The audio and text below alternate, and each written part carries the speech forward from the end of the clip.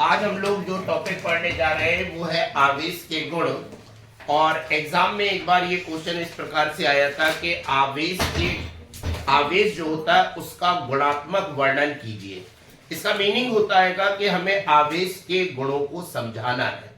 तो आवेश में कौन कौन से गुण होते हैं एक एक करके आप सभी को बताते हैं। बड़ा मजा आने वाला है क्योंकि इसके गुण बड़े प्यारे प्यारे से हैं, आप लोगों की तरह बिल्कुल।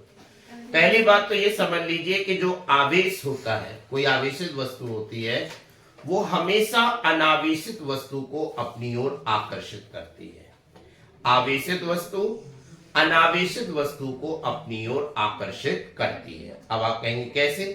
तो मैंने आप लोगों को एक बात बताई थी कि एक दिन बचपन की कुछ कहानियां बता रहे थे, तो मैंने आपको बताया था कि वो जो कार्टून देखने वाला हमारा समय होता है, उस समय पर क्या होता है कि कार्टून चल रहा था, डोरेमोन हम लोग देख रहे थे, और अचानक क्या हो गई कि लाइट चली गई। तो कहीं से आवाज आई एकदम से, बेटा फलाने फलाने ये वो स्विच ऑन ऑफ कर दो, स्विच ऑफ कर दो। तो जब अपन लोग स्विच ऑफ करने गए थे तो ये जो बाल थे वो स्क्रीन की तरफ ऐसे स्ट्रेट खड़े हो गए। जब स्ट्रेट खड़े हो गए तो भाई हुआ क्या, स्क्रीन थी आवेशित और हाथ के बाल थे अनावेशित। तो इसने क्या किया कि स्क्रीन ने इन बालों को अपनी ओर आकर्षित करने लगा। अब ये जो हाथ के बाल हैं वो तो बड़े हल्के हैं, तो आकर्षित हो गए। हाँ, इनकी पावर इतनी नहीं है कि ये हमें आकर्षित करने, हमें चिपका ले ऐसे और हम ऐसे ऐसे हो जाए, ये नहीं होगा, ठीक है ना। उसके लिए बहुत ज्यादा आवेश चाहिए। ये मामूली सा आवेश है, बहुत छोटा आवेश है, तो ये हल्की चीजों को अपनी ओर आकर्षित करेगा। यही कारण ये है कि आप खूब सफाई कर लें, लेकिन टीवी की जो स्क्रीन होती है, कंप्यूटर की जो स्क्रीन होती है बेटा, वो दूसरे दिन बाद गंदी हो जाती है। आप देखेंगे, और कभी जब आप उसमें इस तरह से अपना नाम लिखने की कोशिश करेंगे तो उसमें बाकायदा चट चट की आवाज भी आएगी। तो याद रखना है आप लोगों को कि जब कोई आवेशित वस्तु, कोई भी आवेशित वस्तु जो होती है वो अनावेशित वस्तु को अपनी ओर आकर्षित करती है। ये पहला पॉइंट हो गया। दूसरा पॉइंट सुनिए, जब दो सजातीय आवेशों को, सजातीय आवेश यानी समान जाति वाले आवेश। अब तनु समान जाति वाले आवेश कौन होते हैं? जैसे कि पॉजिटिव चार्ज, ये समान जाति वाले हो गए। नेगेटिव चार्ज, ये भी समान जाति वाले हो गए। तो समान जाति वाले चार्जों को जब हम लोग एक दूसरे के पास लाते हैं तो उनके मध्य प्रतिकर्षण बल लगता है। कौन सा बल लगता है? प्रतिकर्षण बल। समान जाति वाले आवेशों को जब एक दूसरे के समीप लाते हैं तो उनके मध्य हमेशा प्रतिकर्षण बल लगता है। तीसरा पॉइंट बेटा क्या हो जाएगा कि जब हम विपरीत जाति वाले आवेशों को, जिसे हम लोग विजातीय आवेश बोलते हैं, उनको एक दूसरे के समीप लाते हैं तो उनके मध्य आकर्षण बल लगता है। कौन सा बल लगता है? आकर्षण बल। तो मैंने यहां पर आपको 3 पॉइंट बताए। पहला पॉइंट हमने ये बताया कि जब भी किसी आवेशित वस्तु को अनावेशित वस्तु के समीप लाया जाता है तो आवेशित वस्तु अनावेशित वस्तु को अपनी ओर आकर्षित कर लेती है। दूसरा मैंने बताया कि जब दो सजातीय आवेशों को एक दूसरे के समीप लाया जाता है तो उनके मध्य प्रतिकर्षण बल लगता है। कौन सा बल लगता है? प्रतिकर्षण बल। इसके बाद मैंने तीसरे पॉइंट में आपको यह बताया कि जब दो विजातीय आवेशों को एक दूसरे के समीप लाया जाता है तो उनके मध्य हमेशा आकर्षण बल लगता है। ठीक है बेटा। अब जो तीसरा पॉइंट हम बता रहे हैं, चौथा पॉइंट, वो ध्यान सुनिए। आवेश जो होता है उसमें क्वांटम प्रवृत्ति होती है। कौन सी प्रवृत्ति होती है? क्वांटम प्रवृत्ति होती है, ठीक है ना।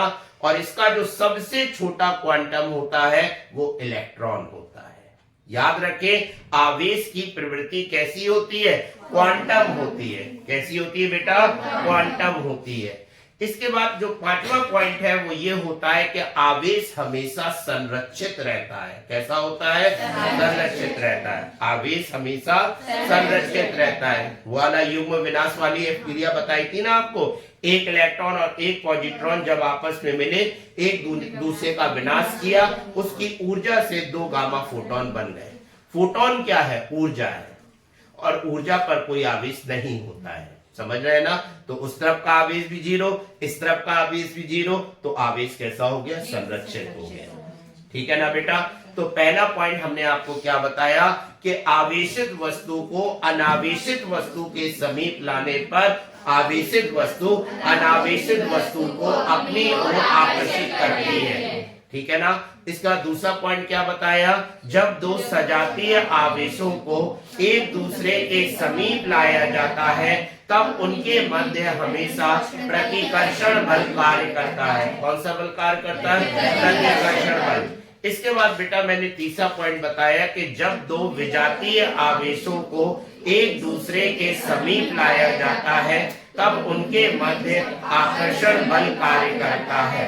जब दो विजातीय आवेशों को एक दूसरे के समीप लाया जाता है तब उनके मध्य प्रति आकर्षण बल कार्य करता है। कौन सा बल करता है? आकर्षण बल। इसके बाद मैंने बताया कि आवेश में क्वांटम प्रवृत्ति होती है। कौन सी प्रवृत्ति होती है? क्वांटम प्रवृत्ति। कौन सी प्रवृत्ति होती है? क्वांटम प्रवृत्ति। आवेश हमेशा कैसा होता है? संरक्षित रहता है। आवेश हमेशा संरक्षित रहता है। अब एक मजाकिया पॉइंट है, और मजाकिया पॉइंट क्या है कि आवेश स्थिर रहे या गति करने लगे, उसके मान में कोई भी परिवर्तन नहीं होता है। आवेश स्थिर रहे, जैसे भी आप लोग स्थिर हैं, और या फिर आप लोग दौड़ने लगे, तो ऐसा नहीं होगा बिल्कुल भी कि आपका जो आवेश है वो बदल जाए। जितना आवेश आप रेस्ट में है उतना ही आवेश आप गति करेंगे, तब भी उतना ही आवेश रहेगा, उसमें कोई भी परिवर्तन नहीं आएगा। तो बेटा कितने पॉइंट हो गए? एक बार देख ले हम लोग। 5 6 हो गए। चलो, तो पहला पॉइंट हमने क्या बताया था? जब आवेशित वस्तु को अनावेशित वस्तु के समीप लाया जाता है तब अनावेशित वस्तु को अपनी ओर आकर्षित कर लेंगे। दूसरा क्या पॉइंट मैंने बताया था? समीप लाया जाता है तब उनके मध्य प्रतिकर्षण बल कार्य करता है। तीसरा पॉइंट क्या बताया था?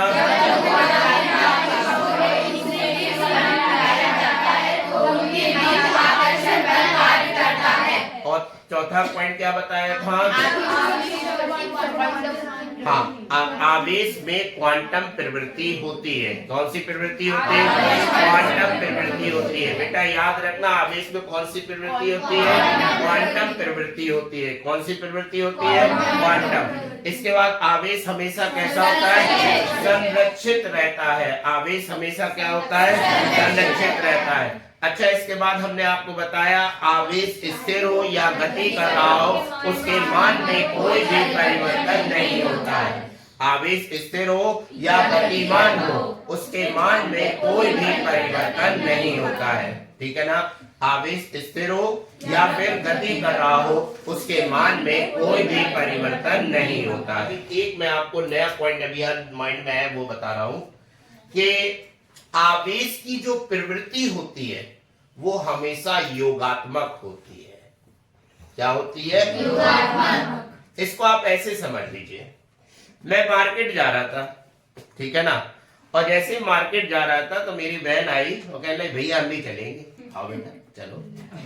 अब ये बहन मेरे साथ जा रही थी तो बहन की सहेली कह रही कि हमें भी चलना है, हम भैया से कह नहीं पा रहे हैं। तो मुझने कहा भैया, बहन हमारी सहेली भी कह रही है चलना है झांसी महोत्सव घूमने के लिए, तो चलो उसे भी ले लेंगे।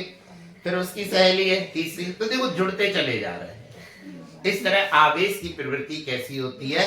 योगात्मक। क्या होती है? योगात्मक। अब इसको हम आपको ऐसे समझाते हैं। देखो बेटा, ये एक निकाय है, निकाय।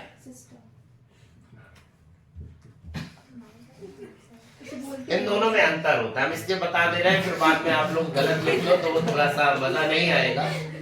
निकाय होता है ये सिस्टम होता है और ये ब्याह होता है, शादी होती है, ठीक है ना। तो ये चीज अपन को नहीं लिखना है बेटा इसमें, ठीक है। निकाय, और इस निकाय में 5q 3q 7q 8q ये इतने सारे आवेश रखे हुए हैं।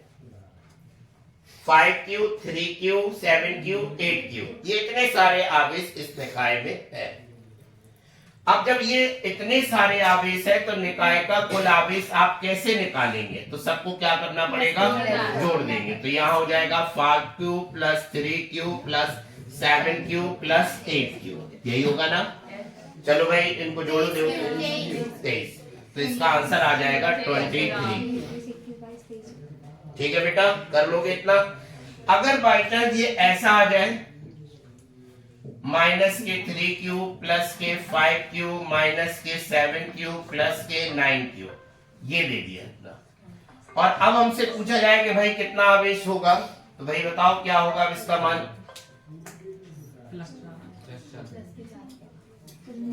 प्लस के 4। बच्चों यहाँ पर हो जाएगा q बराबर हो जाएगा माइनस के 3q, ठीक है ना, प्लस यहाँ पर हो जाएगा 5q, इसके बाद हो जाएगा प्लस माइनस के 7q और प्लस में हो जाएगा बेटा 9q, यही हो जाएगा ना।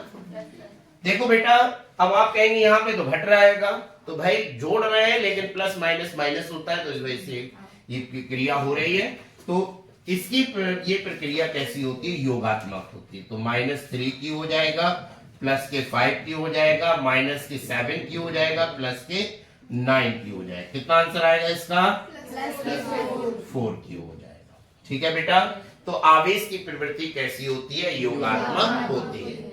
अच्छा एक चीज और सुनो, इस तरह से भी न्यूमेरिकल में यूज कर लिया जाता है कि एक चालक पर 5 माइक्रोकूलाम का आवेश है, उसको 6 माइक्रोकूलाम का आवेश और दे दिया गया। 5 माइक्रोकूलाम है और 6 और दे दिया, तो कितना हो जाएगा? 11 माइक्रोकूलाम। ये इसकी योगात्मक प्रवृत्ति होगी। ठीक है, एक 5 माइक्रोकूलाम का आवेश था, -2 माइक्रोकूलाम का आवेश इसे और दे दिया गया, तो कितना हो जाएगा? प्लस के 3 माइक्रोकूलाम हो जाएगा। कितना हो जाएगा? प्लस के 3 माइक्रोकूलाम। तो हमेशा याद रखें आवेश की जो प्रवृत्ति होती है वो योगात्मक होती है। कैसी होती है? योगात्मक। तो एक बार पूरे पॉइंट फिर से सुनो, जब आवेशित वस्तु को अनावेशित वस्तु के समीप लाया जाता है तब आवेशित वस्तु अनावेशित वस्तु को अपनी ओर आकर्षित करती है। पहला पॉइंट हो गया।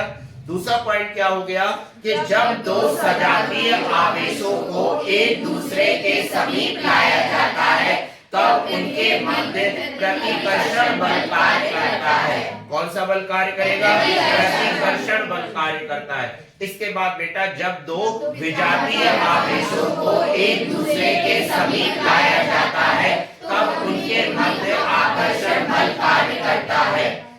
चौथा पॉइंट क्या हो जाएगा? आवेश में क्वांटम प्रवृत्ति होती है। कैसी प्रवृत्ति होती है? क्वांटम प्रवृत्ति होती है। आवेश हमेशा कैसा होता है? संरक्षित रहता है। कैसा रहता है बेटा? संरक्षित। ठीक है ना। इसके बाद बेटा मैंने आपको बताया था आवेश की प्रवृत्ति योगात्मक होती है। कैसी होती है? योगात्मक। जुड़ते जाएंगे इसके साथ लोग, ठीक है ना।